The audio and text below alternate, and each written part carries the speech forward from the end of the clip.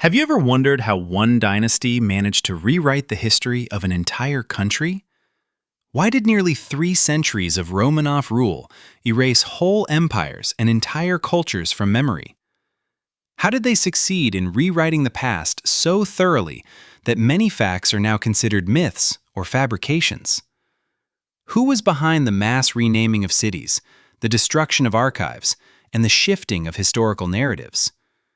Subscribe to the channel so you don't miss new investigations. An incredible story of the Romanov dynasty, which rewrote history to control the present, awaits you. The year 1613. Russia emerges from the time of troubles. A 16-year-old Mikhail Romanov is elected to the throne. A new dynasty, a new era. But why was the very first thing the Romanovs did to begin rewriting history was to alter the story of the Rurikids? Officially, they aimed to strengthen the legitimacy of their rule, demonstrate continuity, and justify their right to the throne. It sounds logical, but look at what they did in practice. Documents about previous dynasties were confiscated from archives. Chronicles were edited. Unfavorable versions of events were destroyed. The new dynasty didn't just continue history, they rewrote it. Under Mikhail Romanov, a special order was established, the Prikaz of the Rassriad. Officially, for accounting the service class. Unofficially, for controlling historical documents. All old charters, decrees, chronicles had to pass through this order. Some were affirmed, some were edited, some disappeared forever. Why? Because the Romanovs came to power not through direct inheritance. They were a collateral branch of the Rurikids, distant relatives. To strengthen their claim to the throne, they needed to show previous dynasties were weak, the country was in decline, only the Romanovs could save Russia. To do that, the past had to be slightly altered. But the real work began later, under Peter the Great. Pyotr Alexeyevich Romanov, one of the most prominent rulers of the dynasty. A reformer, a modernizer, a builder of the empire. Yet few pay attention to the fact that it was during his reign that Russian history was completely rewritten.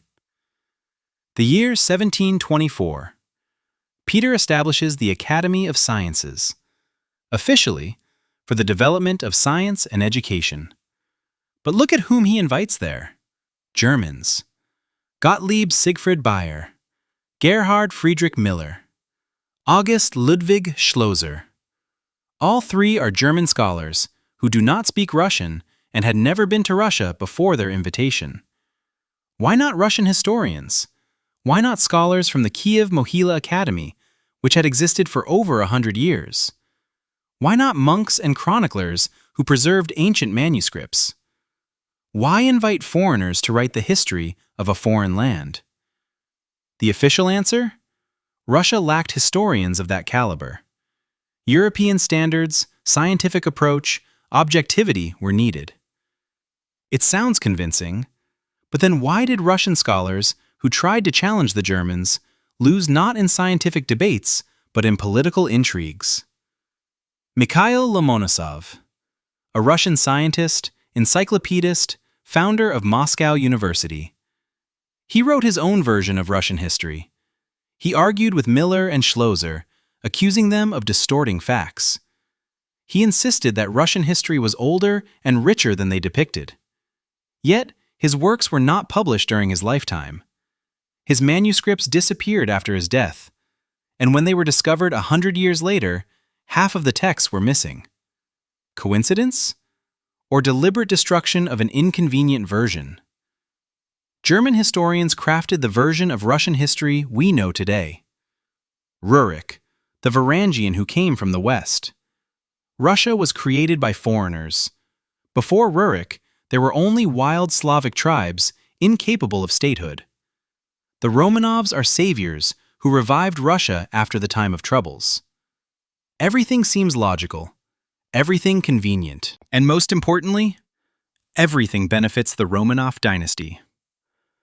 But what if this version was commissioned? What if the true history was different? What if there once was a civilization that was intentionally erased from memory? Tartary, an empire that spanned half of Asia.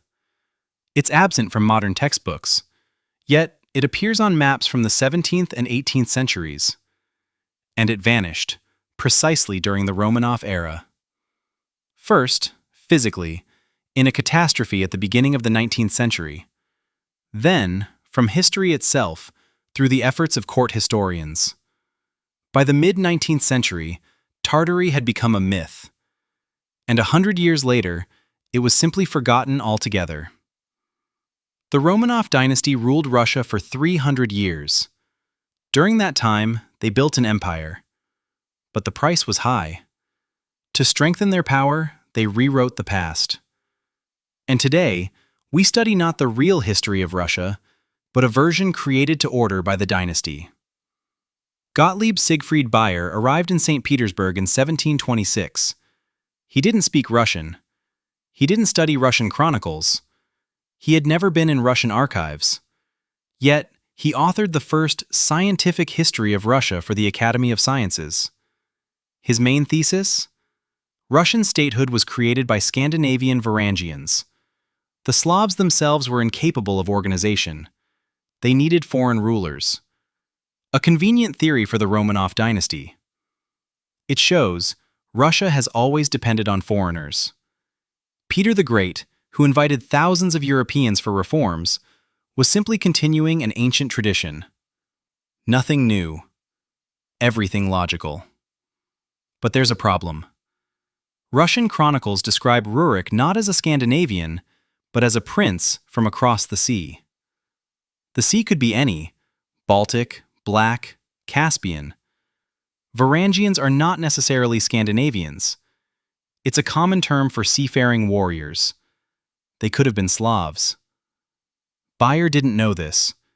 He read European sources where Varangians are Scandinavians, and he concluded, therefore, Rurik was Scandinavian.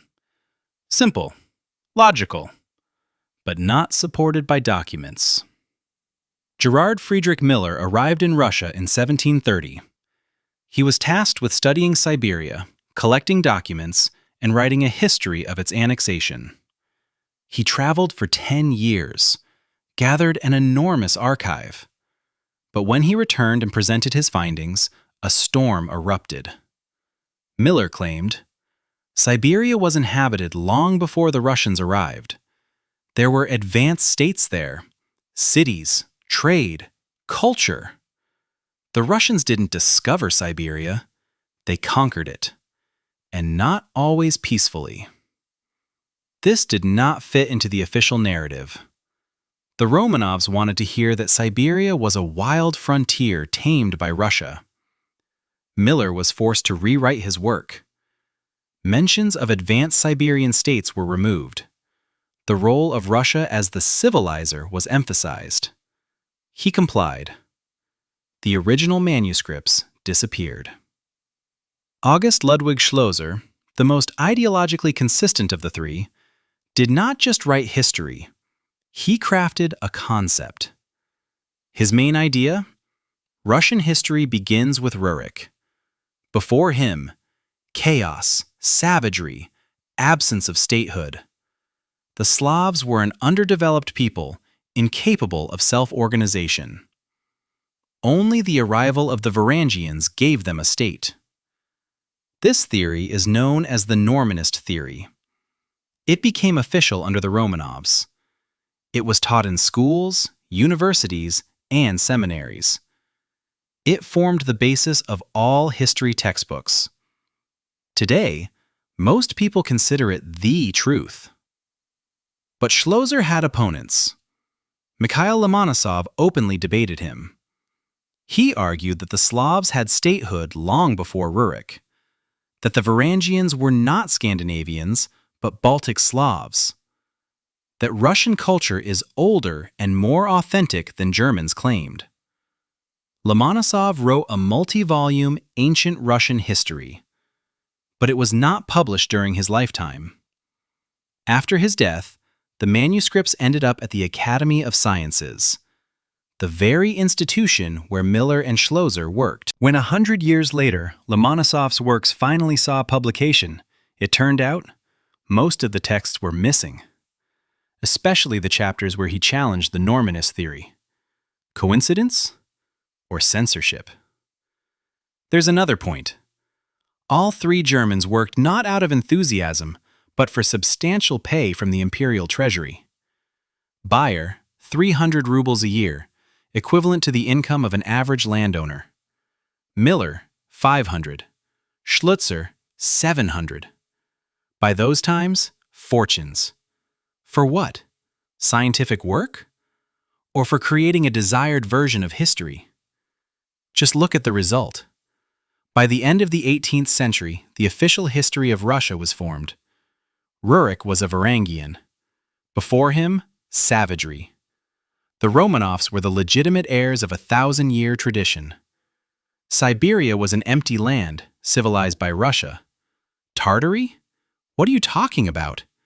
Tartary never existed. It was simply a European name for unexplored territories. Everything fits neatly. Everything is logical. Everything benefits the dynasty. And most importantly, everything was written by foreigners who could not read Russian chronicles and had no access to secret archives. They wrote based on what they were shown. And what they were shown was what served the interests of the authorities. Were there Russian historians who tried to oppose this? Yes. Vasily Tatishev, the first Russian historian to gather an extensive collection of chronicles. His Russian history contained versions different from the German ones, but it was published only after his death and in heavily edited form. Ivan Boltin, a late 18th century historian who criticized the Normanist theory. His works were published in small editions and did not enter the educational curriculum. Evgraf Savelyev, an early 20th century historian who claimed that Cossacks were descendants of ancient Scythians and Sarmatians, not runaway peasants. His works were silenced by official science. All of them attempted to offer an alternative. But the official history had already been written by the Germans, at the behest of the Romanovs, and no one intended to change it. By the 19th century, this version became unassailable. It was not challenged. It was simply memorized. Teachers passed it on to students, professors to their pupils, priests to parishioners. Over several generations, it turned into the truth. People forgot that other versions once existed. Meanwhile, Tartary disappeared not only from maps, but also from memory. By the mid-19th century, hardly anyone mentioned it anymore. And by the dawn of the 20th, it had become a myth, a legend, a conspiracy theory's invention. The German historians did their work. They crafted a history that suited the Romanovs. And this history has survived to our days. Open the 1771 edition of the British Encyclopedia. There is a world map. Look at Asia. East of Russia, south of Siberia, north of China, a vast territory is marked. Its name? Tartary. Not a small region. Not an unknown land. An empire occupying half the continent. The map shows cities: Tobolsk, Samarkand, Bukhara, Tomsk. Rivers: Ob, Yenisei, Amur. Boundaries are clear. The capital is marked. This is not an abstraction. It is a specific state recorded by 18th century cartographers. Now open a modern map. Look at the same territories. Tartary is gone. Completely. As if it never existed. In its place, the Russian Empire, later the USSR, today, Russia and the Central Asian countries. What happened? Where did the empire that covered millions of square kilometers go? The official version is simple. Tartary is not a state, but a geographical term. Europeans called the poorly explored lands of Central Asia that. When they studied it better, they realized that different peoples lived there, and the term was abandoned. It's logical. It's scientific. But this version doesn't explain much. Why on maps from the 17th and 18th centuries is Tartary marked as a state?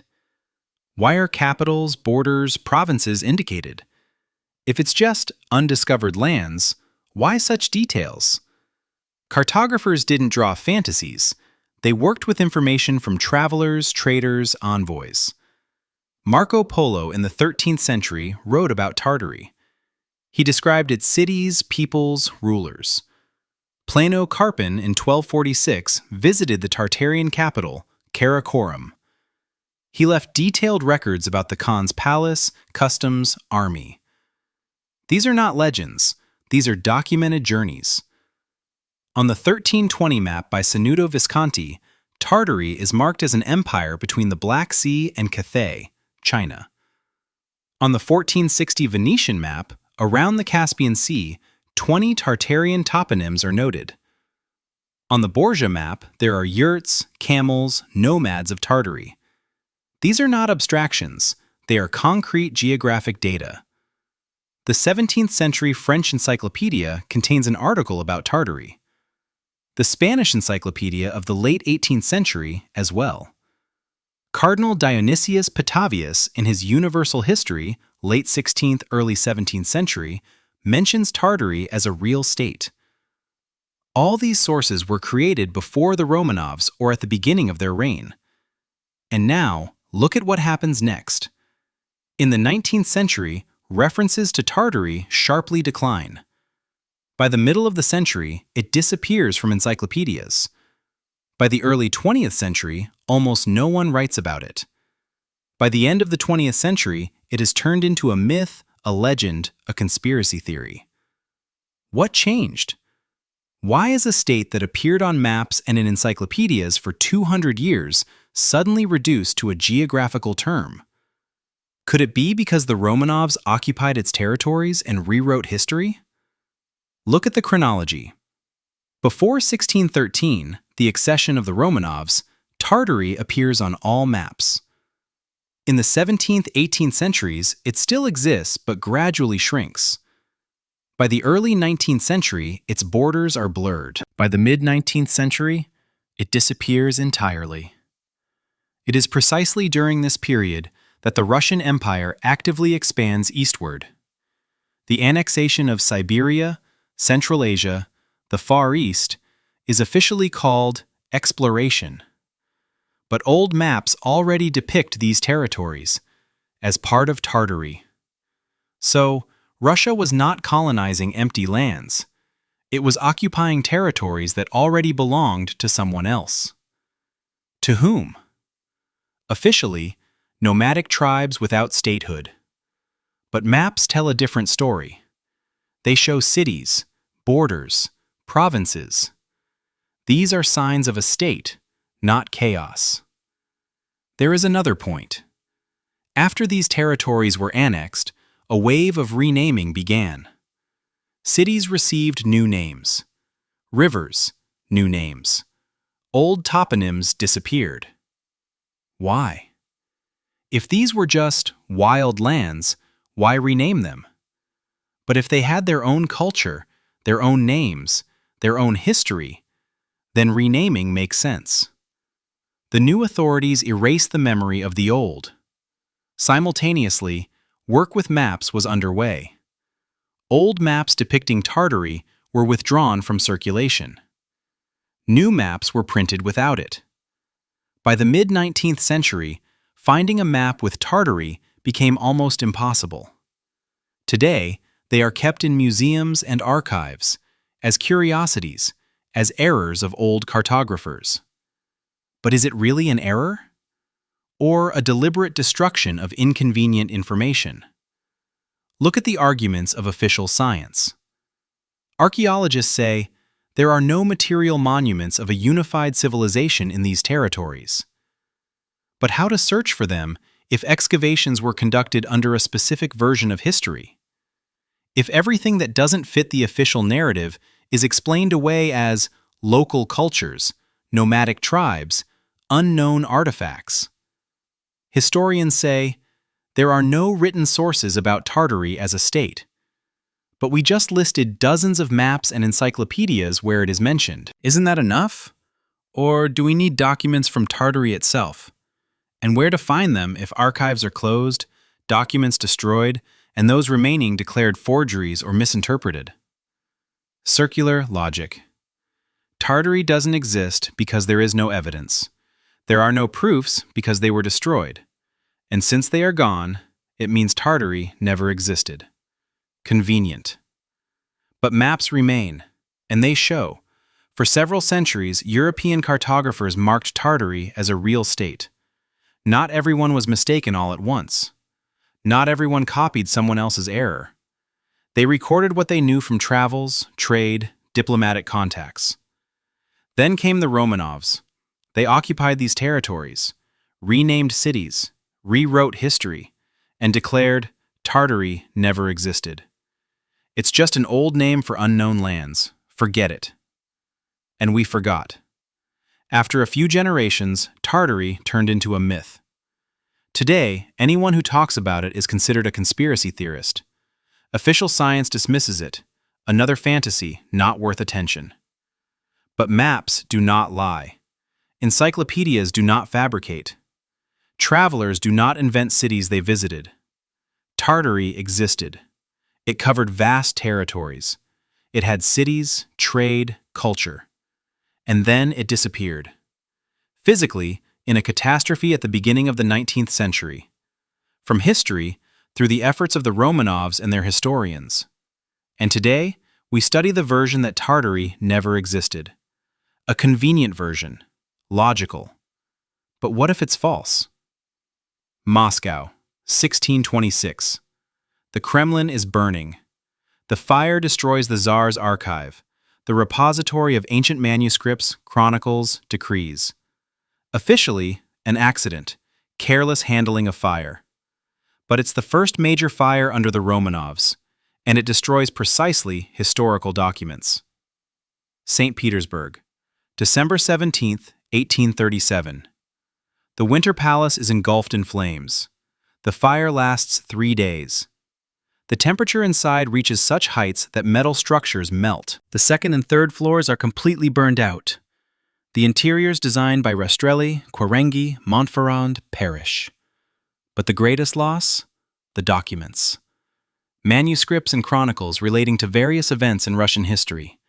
The Decembrist uprising, the Russo-Turkish wars, diplomatic correspondence. The personal archive of the imperial family was partially saved, but much had to be gathered from different offices and libraries. Exactly what disappeared in the fire remains unknown to this day. Moscow, 1812. Napoleon occupies the city. A fire begins, one of the largest in history. It burns for 4 days. Thousands of buildings are destroyed, including archives, libraries, monastic storages. Officially, the French set it ablaze, or the Russians did, to deny resources to the enemy. But the result is the same. A huge number of historical documents vanished forever. Polish nobleman Mickiewicz, a witness, wrote, "We acted on the advice of benevolent boyars, who recognized the necessity of burning Moscow to the ground." Who are these boyars? Why did they advise burning their own capital along with its historical treasures? 3 major fires over 200 years of Romanov rule. All 3 destroyed historical archives. Coincidence? Look at the statistics. In the 18th and 19th centuries, dozens of major fires ravaged Russia. Cities burned, factories and estates went up in flames. But for some reason, libraries, archives, and monastic repositories caught fire with peculiar frequency, places where ancient manuscripts were kept. The Kiev-Pechersk Lavra, the year 1718. A fire destroys the library, one of the oldest on Rus. It housed chronicles written hundreds of years before the Romanovs. Many of these texts had no copies. Everything burned to ash. The Trinity Sergius Lavra, 1746. A blaze in the archival building. Documents collected by monks since the 14th century were destroyed. Charters, chronicles, correspondence with princes and czars vanished without a trace. Novgorod, 1818. Fire in the St. Sophia Cathedral. Its library, one of the oldest in Russia, was consumed. Manuscripts dating back to the 11th and 12th centuries, unique sources on Rus history, wiped out. Each time, an accident. Each time, no one to blame. Each time, a loss impossible to replace. But when such accidents happen dozens of times, it ceases to be coincidence. It becomes a pattern. And now, add to this the deliberate confiscation of documents. Under the Romanovs, a special decree was in effect. All ancient manuscripts, charters, chronicles were to be handed over to state archives, officially for preservation. But look at what happened next. Documents were gathered in Moscow and St. Petersburg, checked. Some placed in archives, others disappeared. Peter the Great issued a decree. All monasteries must submit lists of their libraries, officially to compile a catalog. But after that decree, many manuscripts vanished. Monks complained. Officials came, took books for inspection, and never returned them. Catherine the Great continued this practice. She established a special commission to collect ancient manuscripts. The commission worked across the empire. It gathered thousands of documents. Some were placed in the Hermitage, others in the Academy of Sciences. The rest disappeared. By the mid-19th century, most ancient sources were concentrated in a few state repositories. Access was restricted. Only scholars with permission could study them. Permission was granted by the authorities, and the authorities controlled what could be studied and what could not. The result? By the 20th century, Russia's history was based not on original documents, but on copies, retellings, interpretations. Originals either destroyed, hidden, or altered. Impossible to verify. And what about those documents that didn't fit the official narrative? They were declared forgeries. The Veles book, a text supposedly written before the Christianization of Rus. Official science considers it a forgery. Why? Because it contradicts the official history. It speaks of a developed Slavic culture before Rurik. And that's inconvenient. Circular logic. If a document doesn't fit the official version, it's considered dubious. Its authenticity cannot be proven because the original has been destroyed. And if it can't be proven, better to ignore it. Fires, confiscations, censorship. Over 3 centuries, the Romanovs established such a control system over historical sources that verifying the official version became impossible. All that remains is to either trust or ask uncomfortable questions. In the 19th and 20th centuries, the politics surrounding archives and documents became even more rigid. Under Nicholas I, it was officially practiced to examine everything deemed important, to select what was necessary and destroy the rest. Thus began an era of systematic value expertise, massive destruction of historical acts by state commissions tasked with review. Officials, when inventorying storage, separated what was to remain, while all papers deemed non-secret, unnecessary for the future, or having lost practical value, were irreversibly destroyed. Agencies and local authorities gained the authority to decide independently which documents to keep, leading to the loss of a vast array of acts from the 18th and 19th centuries.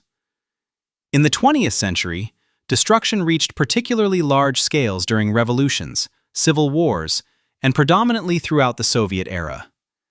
In the 1920s and 1930s, entire collections of personal files, protocols, and correspondence were destroyed under the guise of waste paper campaigns, or as part of the fight against bureaucratic excess.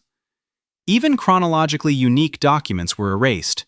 Historical memory was not only lost accidentally, but also deliberately, through top-down decisions. After 1991, it seemed that the mass declassification efforts had succeeded in returning to historians what was once considered state secrets.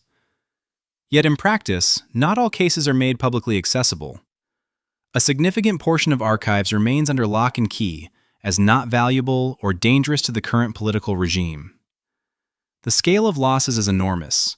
Some estimates suggest that up to 1/3 of all funds in Russia's 20th century state archive system have disappeared or been partially lost through administrative decisions.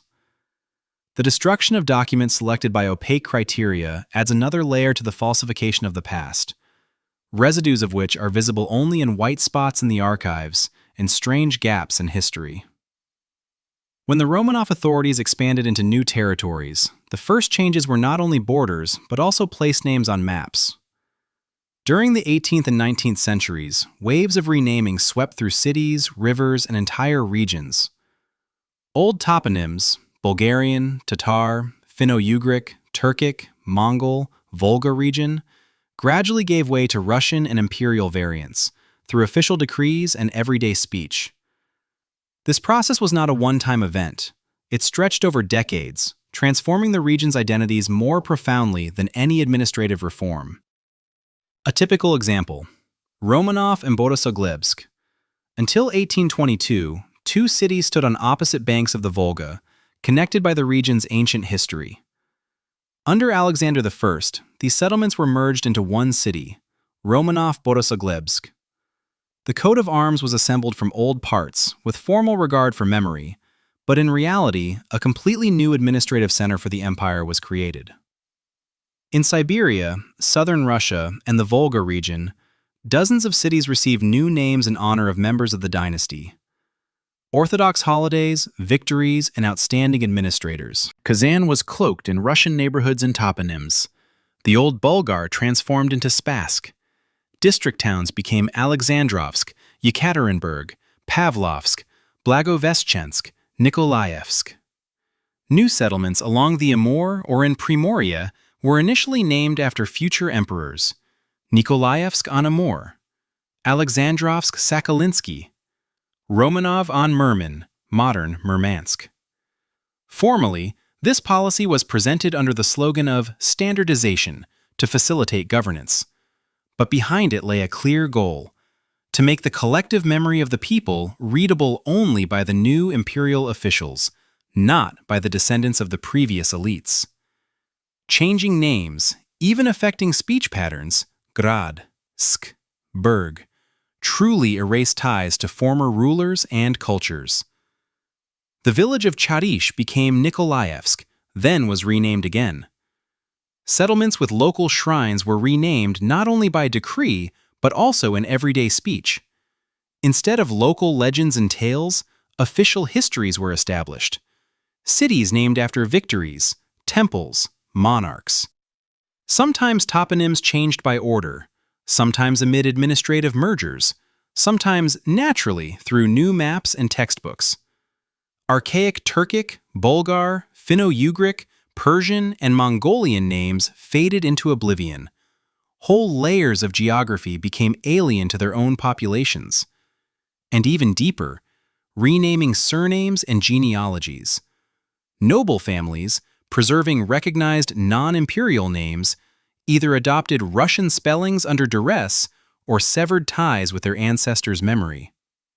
On settler territories, steppes, and new villages, old surnames often vanished along with archives. Owners either changed them voluntarily or lost their status at the slightest suspicion of disloyalty to the new regime. Memories of renamings were erased over generations. By the mid-19th century, most residents of the former Tartar lands no longer knew what their cities had been called 100 years earlier, where their ancestors had come from, or what legends were associated with local mountains and rivers. Schools taught only the new configuration, and church books mentioned exclusively imperial saints and heroes. With the disappearance of names, legends also vanished. Chronicles, tales, oral histories were rewritten, archives destroyed, unique artifacts stored away in St. Petersburg and Moscow repositories, or simply lost forever. The new authorities secured victory not only over the living, but also over the memory of past generations. Renaming was always more than governance. It was a violent transformation of consciousness. Because when a name disappears, so too does the connection of family, kin, and people to their past. This powerful imperial technology of the Romanovs ultimately sealed off the historical space, leaving future generations only their narrative of the Russian land. If territory cannot be controlled by force, it can be conquered through religion. The Romanovs understood this perfectly, and from the very beginning built the Russian Empire accordingly. In order for orthodoxy to become not only the foundation of legitimacy, but also the main tool for mass cultural rewriting. From the 17th to the 19th centuries, religious reforms proceeded in parallel with geographical and administrative changes. Old churches, cathedrals, and even sacred sites of previous peoples were often transferred to the Orthodox Church, re-sanctified, and transformed from temples of other faiths into Orthodox cathedrals and monasteries. In Kazan, cathedrals built before the Romanovs' era were turned into episcopal centers. Monuments of ancient Bulgar or Finno-Ugric beliefs into Orthodox shrines, while numerous mosques, pagan shrines, and Catholic churches were destroyed or rebuilt. In Siberia, Old Believers, Turkic and Finno-Ugric ancestral lands, shamanic sanctuaries, and Buddhist monasteries gradually lost their autonomy. The official reason was the fight against schism, paganism, and heresy. But in reality, this process was a cultural cleansing. Books and icons were destroyed, fires were set to burn non-Orthodox manuscripts, and numerous attempts were made to impose a unified liturgy, to erase memory, and turn once unique rituals into standardized imperial forms. The Romanovs did not hesitate even to repress clergy and communities. After the reform of the Patriarchate and the elimination of opposition centers, waves of mass persecutions of Old Believers, Muslims, Buddhists, and adherents of other faiths began. Thousands of families were expelled, their property nationalized or destroyed. The archives of old parishes were either hidden in secret repositories or simply lost in the flames of administrative reforms. This policy reached its peak under Catherine II and Alexander I. Under the guise of enlightenment and the fight against fanaticism, the last independent centers of spiritual life, both in the heartland and on the peripheries, were closed and dismantled. Even Greek and Armenian churches were unified according to the model of the Russian Orthodox Church. Any memory that the land belonged to a different faith was carefully suppressed. The official reason was always presented as rational, combating schism, defending unity of faith, establishing a new order, preventing tumult, and eradicating Tatar heritage. But in reality, not only ordinary churches or temples disappeared, monastic archives, containing manuscripts, books, official texts, chronicles, and spiritual legends, were also lost. Local legends and family shrines, preserved over centuries, were severed from the chain of memory transmission. New order demanded the cessation of reading old books. The mass redistribution of church lands, transfer of estates to new monasteries, and the establishment of German and Greek spiritual academies were not only modernization, but also a rewriting of the historical meanings of lands once dominated by other faiths. Believers were faced with a choice: quickly integrate and accept the new liturgy, or be cast outside the new state, or lose the right to their native land. By the end of the 19th century, Russia had become a country where almost all spiritual artifacts were subordinated to a single ecclesiastical narrative strategy. Old religions either vanished, became invisible, or transformed into folklore and exotic curiosities. Local legends and family traditions were almost erased.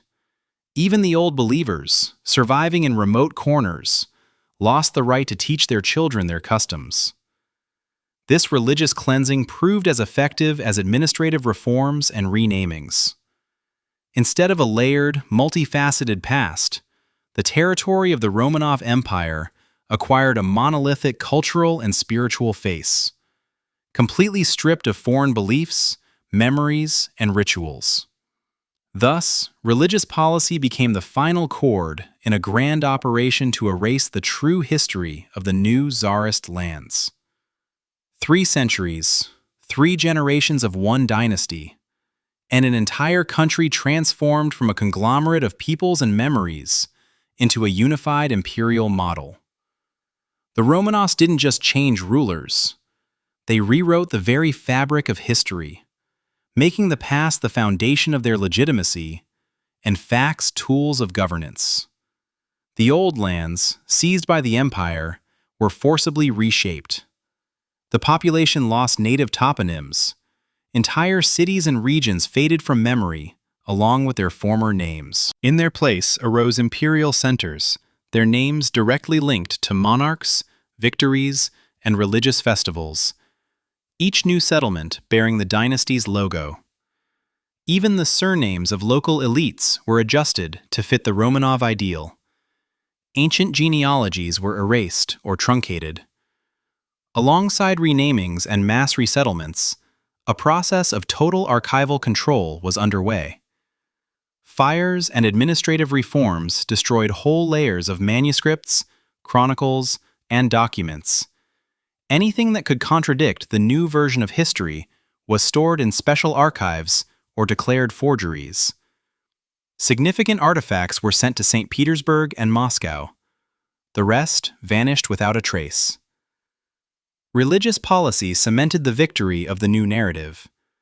Churches were reconsecrated, local traditions displaced, spiritual archives disappeared, or were reconstructed to conform to the unified Russian Orthodox Church.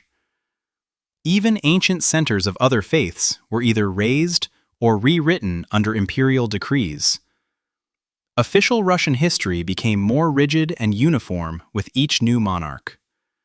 Foreign legends vanished with foreign lands. Foreign meanings disappeared with books. Foreign memories faded with temples. Schools and universities trained generations with correct ideas, while attempts to recall alternative histories became marginal, dangerous to the state. By the late 19th century, Russia had almost no texts, legends, geographies, or surnames that spoke of the memories of other kingdoms, civilizations, religions, or old states. Everything became part of the Romanov Empire.